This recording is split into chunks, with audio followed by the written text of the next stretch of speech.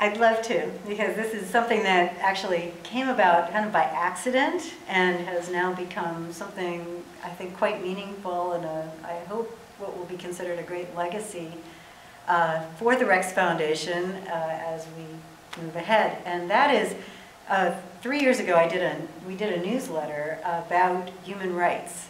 We had been asked by Foundation how we incorporate human rights in our work. And though I answered, it's kind of in our genetic coding, and that was accepted kind of at just the way it was stated, I wanted to explore what that meant and wound up doing a newsletter called Perspectives on Being Human. And then I wanted to bring that to life a little bit more and have a gathering here at the Presidio where we moved in 2004.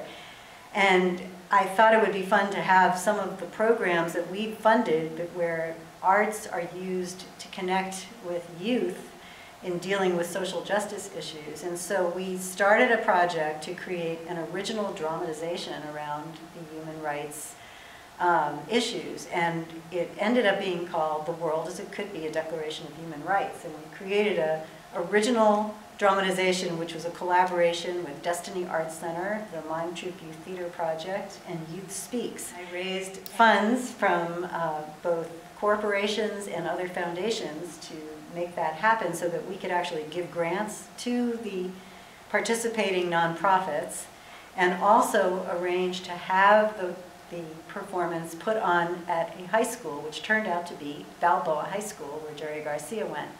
We had Studio Baycat, another wonderful grantee, nonprofit, record the performance and create a DVD of it. And what evolved from that is the fact that not only, what we learned is that nobody knows about a very important document called the Universal Declaration of Human Rights that was signed by all the countries of the UN in San Francisco on December 10th, 1948, and it actually spelled out a vision of the world as it could be. The young kids learning about this got all excited, and as adults learned about it, they gained this realization that we had a framework for trying to really work for a world that Franklin Roosevelt hoped would happen after World War II.